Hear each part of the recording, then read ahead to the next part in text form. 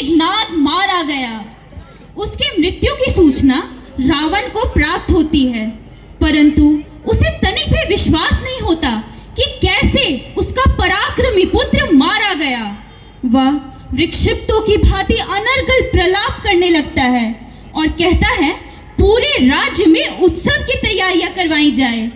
विद्वान उसे समझाने का प्रयत्न करते हैं कि मेघनाद को काल ने नहीं अपितु रावण के अहंकार ने मारा है। तभी वहां पुत्र मृत्यु दुख से संतृप्त मंदोदरी आती हैं।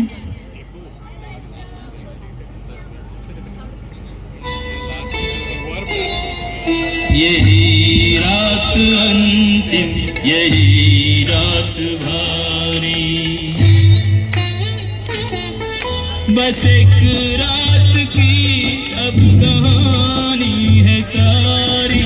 यही रात अंतिम, यही रात। नाथ, मेरे प्राणनाथ, सहसा बड़ी अपशगुन हो रहे हैं।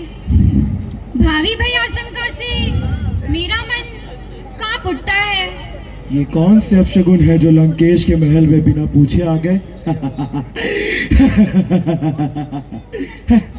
ये कोई हंसी में उड़ा देने वाली बात नहीं है महाराज। मैं जो कुछ भी आपसे वेदन कर रही हूँ वह कोई स्वप्न नहीं, अभी तो सत्य अनुभव के आधार पे कह रही हूँ। मुझे तो बहुत डर लग रहा है स्वामी। स्त्रियां तो स्वभाव से ही डरपोक होती है।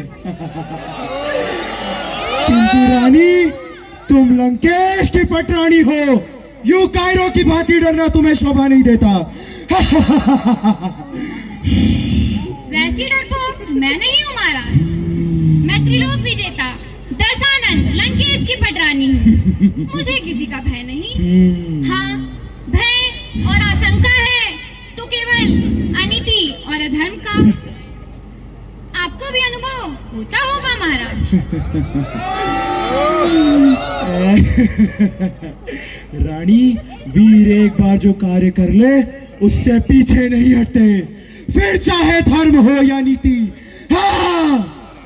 नहीं महाराज, हर प्राणी की अंतरात्मा उसे अवश्य चेतावनी देती है। हाँ, वो बात दूसरी है, अपने अहंकार और जय जयकार के मन से उसे वह दिखाई नहीं देता। मंदोदरी, तुम भी हमें शिक्षा देने लगी। अरे हमने तो सोचा था तुम्हारे पास आएंगे, हल्का महसूस करेंगे, किंतु हमारा यह विचार मिथ्या निकला। मिथ्या। प्राणनाथ, सीता को आदर से रघुवर को सौंप दीजिए।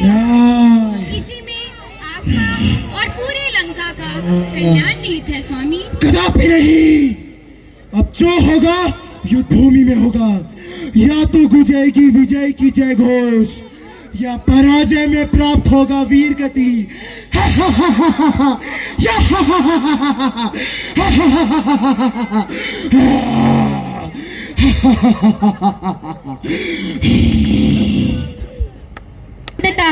रावण युद्ध के लिए सज्ज होता है।